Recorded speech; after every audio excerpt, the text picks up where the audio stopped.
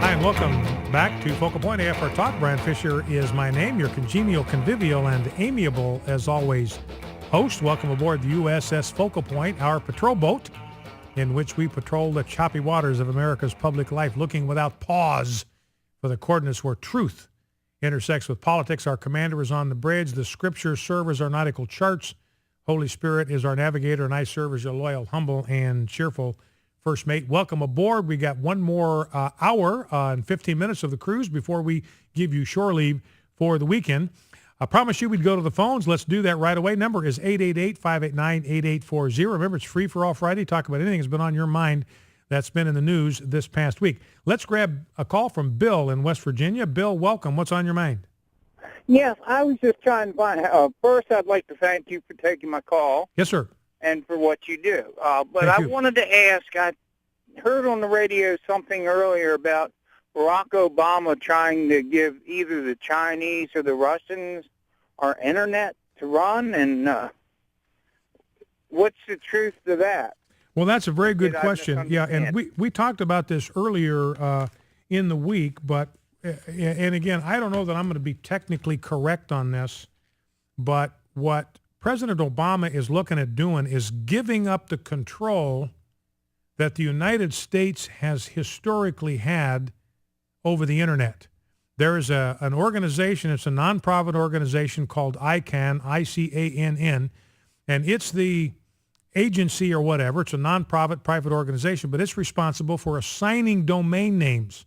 So you don't get a domain name, you don't get access to the internet unless you go through this ICANN outfit. That's been in the control of the United States of America since the internet began. Why?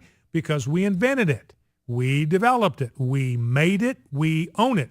And now President Obama has made a decision. He's going to relinquish U.S. control of the World Wide Web. Well, you know who's standing in line to take control of it is Russia and China. And we ought to be outraged at this. We ought to be up in arms. It is a intrusion into our national sovereignty. There's no reason for us to give it up. There's protection from cybersecurity in this. This is going to be one of the great challenges of the coming generation is cyber warfare, cyber attacks. You know, that's how the Israelis have managed to slow down the Iranian nuclear bomb-making program is through that Stuxnet worm, shutting down their centrifuges and all that kind of stuff. That's a key component of warfare in the future. And so when you give up control of the internet, you're opening the door, somebody else is managing that, to put your own internet systems, your own communication systems at risk of being hacked and worse. So this is a terrible, terrible, terrible idea. And I think President Obama is giving it up because, you know, in his view, he doesn't think the United States deserves to have this. We're an immoral country. We're corrupt. We have slavery in our DNA. We've been a slave nation from the beginning. We're still a slave nation. We're still racist to the core.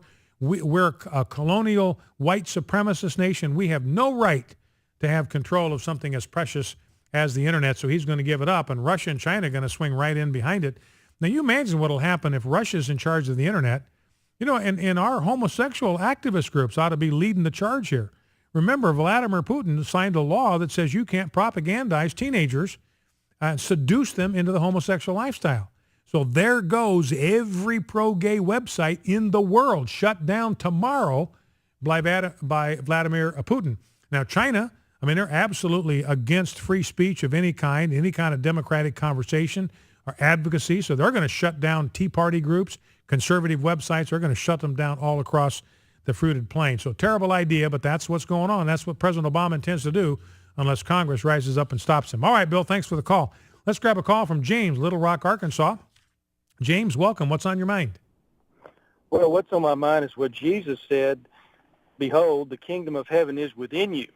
It doesn't come in such a way that men can observe it physically, but you observe it by the word lived.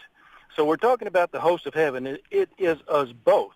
It's God hosting us with his shared life, and it's us hosting God is love enthroned on our heart. Mm-hmm. Well, and you're what you're saying is theologically right. It's theologically correct. But James, what's important to understand is when you look at the Hebrew word that is translated host in the Bible, it means something different than our word host. We use the word host. We think of somebody that entertains, somebody that welcomes you, somebody that feeds you, somebody that provides hospitality and protection and shelter for you. And God does all of those things. I'm not disagreeing with that whatsoever. But the word host in the Hebrew language literally means armies.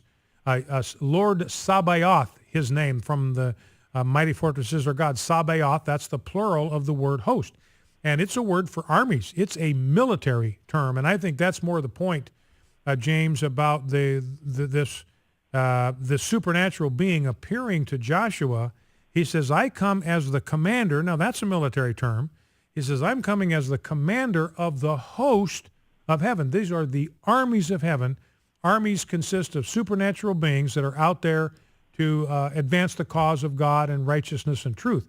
And our job is, by our faith and by our actions, to invite the commander of the armies of the Lord to come to our side and to wage war on our behalf. He's not going to do it apart from us. So we got to ask him. That's why, that's what the nation of Israel was doing when they were marching around the city of Jericho. Those were prayer walks, and they were doing it at the behest of the commander of the armies of the Lord. He said, look, that's what I want you to do. I want you to do 7 days worth of prayer walks or 6 days worth of prayer walks around that city, and that's going to marshal my heavenly host. When the day is going to come, the walls of that city are going to fall down flat. You're not going to have to lift a finger to cause those walls to fall down. Now, when the walls fall down, you still got to go up in there. You got to swing your swords, and you've got to eliminate the enemy, so you still got a part in that. I'm not going to do that for you. That's your part. Your part is to pray and to praise, and then when the walls fall, your job is to go in there and clean up. But it'll be my job. I will send the armies of heaven to pull those walls down, to pull down those fortresses. All right, James, listen, I appreciate the call. Let's go to Lamar in Virginia. Lamar, welcome. What's on your mind? Lamar, Brian? Are you with? Yes, go right ahead, sir. Brian, I'm in Culpeper, Virginia, and we talk off and on, and I know you're not that much younger than I am, but I have a quiz for you. Guy from Russia back in, 57, that said, 1957, said that he was going to crush the United States, and I think he pulled his shoe off and alienated ever who he could. And do you remember his name? Oh, yeah, and Nikita Khrushchev you're talking about, he says, we will bury you. That's what he said at the UN, and those words are addressed to the United States. We will bury you. And Brian, if you can still hear me. I sure can. Go right ahead. I was going to say, I had no idea, and I'm sure you didn't either, that one day you and I would be talking on a little cell phone or a radio signal. You and I are, you're Tupelo, Mississippi, I believe. I'm probably 25 hours from you because I used to go to Louisiana University in Monroe, Louisiana.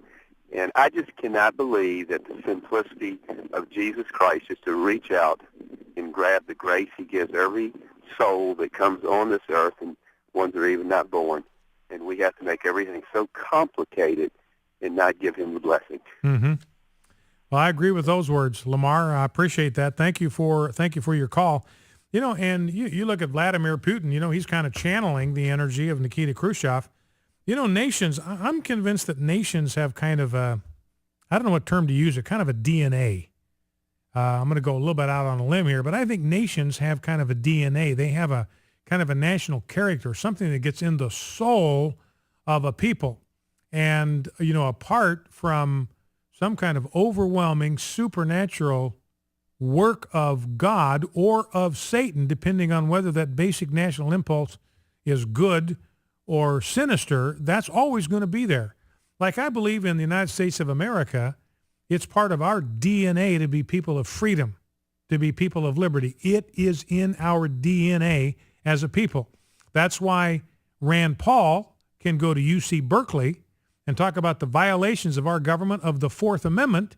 He can get people revved up. He lit them up, standing ovations, talking about the United States Constitution. Crime eminently. Who would have thought that was possible? Why is that?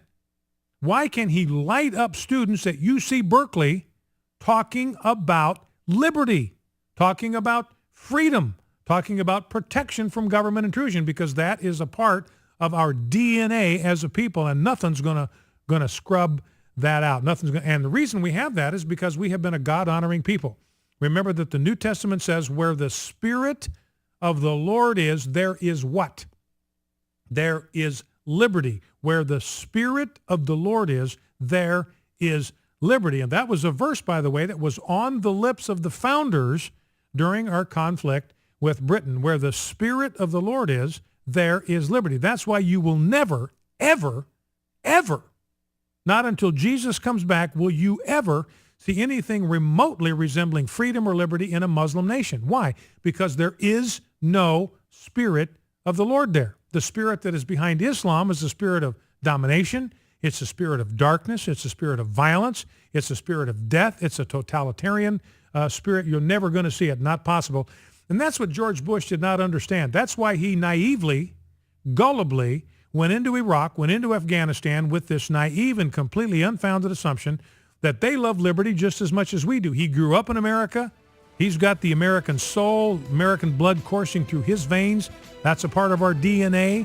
You know, and for somebody that's nurtured on liberty, when it's been woven into the very fiber of our being, it's hard for us to understand that somebody else wouldn't want the same thing. And that was Bush's basic error. He thought, look, if they just have a taste of liberty, a taste of a representative form of government, they're going to love it, they're going to want it, we're going to bring all these political reforms. Well, there is no Spirit of the Lord in Islam. It's the spirit of darkness, danger, domination, totalitarianism, and until those nations are radically converted to the person of Jesus Christ, there will be no hope of doing any kind of nation building in a Muslim land. Focal Point AFR Talk. We'll be back after the news. Don't go anywhere.